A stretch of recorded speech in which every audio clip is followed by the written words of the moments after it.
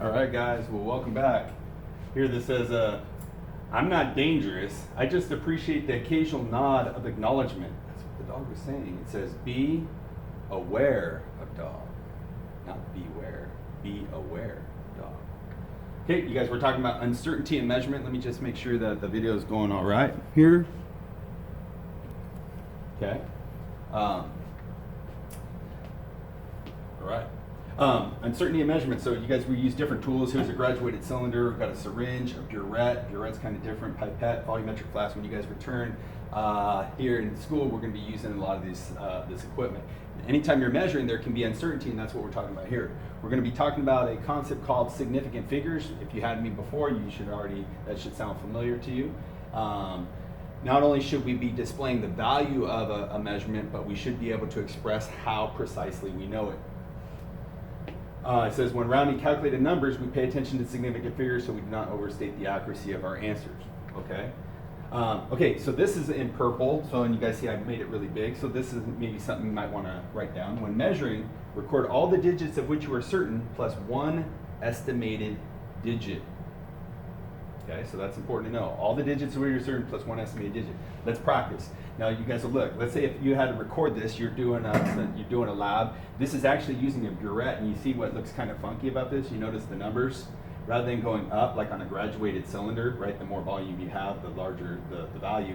This is going in reverse because it's dispensed out the bottom, and it just helps with calculations. We'll talk about that when we actually use a burette. But nonetheless, the question is, what would you guys display as the volume of that liquid? You think about it, okay? So you know, look, it's between. I'm hoping you guys, don't just wait for me to give an answer, but you're actually thinking about it. It's between 12 and 13. So you know it has to be what? Has to be at least 12, right? Because it's more than 12, but it's less than 13, so it's 12. But then we'd have to remember. Okay, now we have to ask ourselves, am I certain of any other digit? Well, if you look. If this is 12 and that's 13, and then there's 10 of these, that must mean this is 0.1, 0.2, 0.3, 0.4. And if you guys look, you remember you always measure at the bottom of the meniscus. It's just below this. So we know the next digit has to be at least a 4. So it's 12. We know it's between 4 and 5, so we know the next digit is a 4. A lot of times people, if they're sloppy, they would just stop right here. But if you think about the rule from the previous slide, it's every digit of which we're certain plus one estimated digit. So we have to remember, I got to include one other digit. And so now I would look at that, and this is where it's estimated. And I'm thinking, it looks like it's between the 0.4 and the 0.5. So I'm going to say, I'm just going to put a 5. And somebody else might look at it and go, no, I think it looks closer to this, so I'm going to put 0.44. Or somebody else might think it looks closer to that and say 0.46. But you see, that's why it's called the estimated digit. Okay, here's another example. We've got a liquid here. So you remember the rule, every digit of which we're certain plus one estimated digit. Okay, so can we be certain of the first digit? Yes. Somebody would look at it and say, you know what, I think it looks like it's 286. I would say, you know what, you're measuring it way more precisely than you can possibly measure with this kind of glassware. Somebody said, no, you know what, it's 290.2. Some people will overestimate. You guys got to think about it. Let's be clear now, okay? So look, do I know the first digit? Look, I know it's between 250 and 300. Do I know the first digit? What does the first digit have to be? Well, yeah, it's got to be a 2, right? Now the question is, what's the next digit? I know some of you think you know the next digit. Do we know the next digit? We do know it's more than what? What would this be if this is 250 and that's 300? Wouldn't that be 275 right there in the middle? So somebody say, well, the next digit's a 7. Well, do we know that? The next digit could be a what? Could be an 8, or it could even be a what? A 9. What does that mean? My next digit is my what digit? You know what? Unfortunately, that's my estimated digit. And so some people look at, somebody might want to put a 7 there, somebody might want to put an 8. You can see, you can't really tell. That's why it's an estimate. I'm going to say it's an 8. Now, am I going to say I have 28 milliliters of liquid or fluid in this beaker? That would be ridiculous, right? Obviously, I got to eat more than 250. What do I need to do? Well, you have to add a 0 as a placeholder. So the best I can say, the most precise I can say that this the volume of this liquid is 280 milliliters. The point is, I can't be very precise, and that's not too surprising if you use a beaker that doesn't have a lot of graduations with which to measure. Okay. Here are some rules with significant digits. All non-zero digits are significant. Therefore, if I said I had, let's say I had a number that was 32, how many significant digits do I have there? 2, because all non-zero digits are significant. It says zeros between two significant figures are themselves significant. So, let's say if I had this number, 302. Well, how many significant digits do I have as that measurement? Well, I have 3, because the 0 is between two non-zeros, and so you count it as significant. Now, this might not make sense initially if you haven't had any introduction to significant figures, but you guys will see where this where we have to incorporate this when we do calculations. Third rule, zeros at the beginning of a number are never significant. So if I had a number like this. So based on using this rule, how many of those digits are significant? Well, this rule tells me zeros to the left of a string of digits I don't count, so I don't count those zeros, I just count these. So that has 3 digits, this was 3 digits, and that was 2 digits. Fourth rule, zeros at the end of a number are significant if a decimal point is written in the number. Okay? So if I had this number,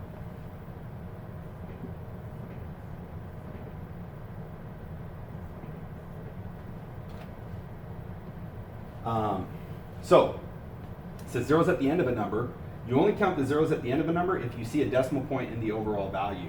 So because there's a decimal point in the overall value, zeros to the right I count. You guys remember, do I count these zeros? No, based on this rule, I don't count those zeros. So how many significant digits are in this value right here? 1, 2, 3, 4. Okay? All right, moving on. So now this is where understanding significant figures comes into play as we are doing calculations.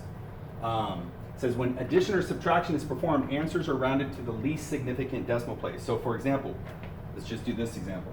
I have 2.82 plus 3.5. Let's say you have those two measurements, you needed to add them together, right? So if you did that, we all know how to do this, right? And then I would get 6.32. The question is, did I write my answer with the correct precision based upon the precision of the numbers I used to get that?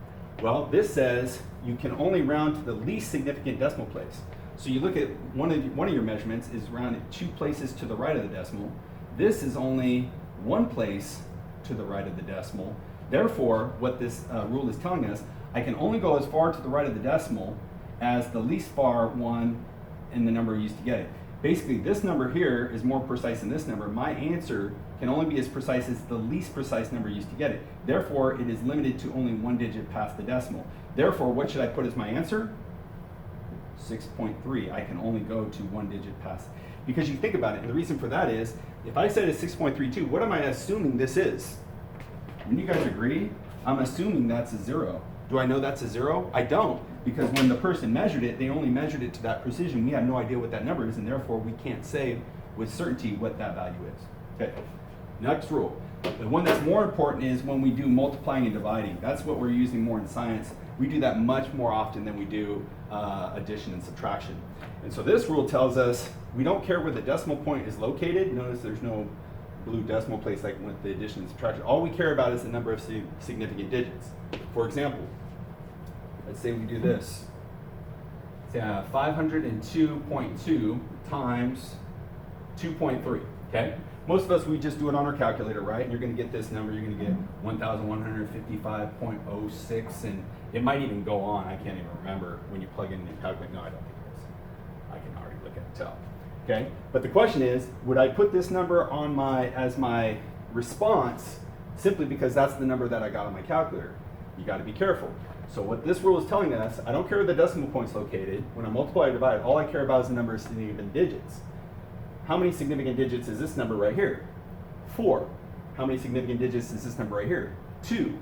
You guys remember, your value can only be as precise as the least precise number used to get it. Therefore, how many digits is your answer limited to? To 2. It's limited by that. So I can only go 2 digits. So what's my first digit? It's obviously a 1. And then what's my next digit? You might look and you're like, oh, it's a 1. But what do you guys got to remember? So let's say I'm just going to stop right there, but I got to look to the right. That's 5 or greater. So what do you guys think you do to this 1? You make it a 2. Am I going to say the answer to 502.2 times 2.3 is 12? No, silly, that would be ridiculous. Obviously, what do we got to do? we got to add zeros as placeholders. How many zeros am I going to add? Look, the answer is 1,155. Yeah. So what would make sense? How many zeros am I going to add? 2 zeros. So we have to round this. So we only know this number to the as 1,200, which is a very much less precise number than what our calculator would have indicated. So you guys, that's essentially significant figures. I think I'm running out of time on my battery. Let me check. No, I think I am. So we got to get moving and go past this. Accuracy. I don't know why that's going on. You guys, we always have to be able to analyze our results and determine was I accurate or not in my results. So in order to determine accuracy, you first have to calculate what's called an error. An error is simply pretty much how much you're off. And what you do is take your best value, which is your average if you did several trials, and you subtract the real value. So for let's say for example, I was measuring something and it was, what did I put? Let's say it was 5 centimeters, 7 centimeters, and 3 centimeters. I would ask, okay, well, what's your best value? Well, if you're doing several trials, your best value is always your average. So how do I get my average? I add them up. 5 plus 3 is 8, plus 7 is 15. And then what do? Divide by the number of trials you did. So what's my average? It's 5.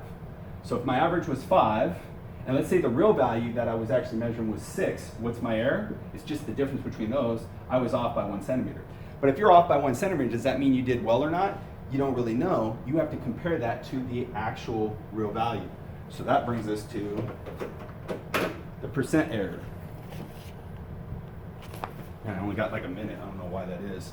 So what you do is you take your error, because our percent error, we want to see what percent was I off from the real value. I take my error, which is a 1, and then I compare it to the real value. And what was my real value? Let's say the real value of whatever it was measured was actually a 6. So I take my error, compare it to that, 1 divided by 6 times 100. And when you get that, when you go 1 divided by 6, you're going to get 0.17. And then you guys know what you're going to do. You're going to multiply it by 100%. And then you're going to say you were off 17%. I will say this though, if you think about it, based on I was using very imprecise numbers, technically I'm limited to how many digits? Only 1. So rather than saying 17%, what would I say I'm off by? You wouldn't just put a 1, you'd have to round up because that's 5 or greater. So I would say I'm off by not 2%, but 20%. I don't know if the video's cutting out yet.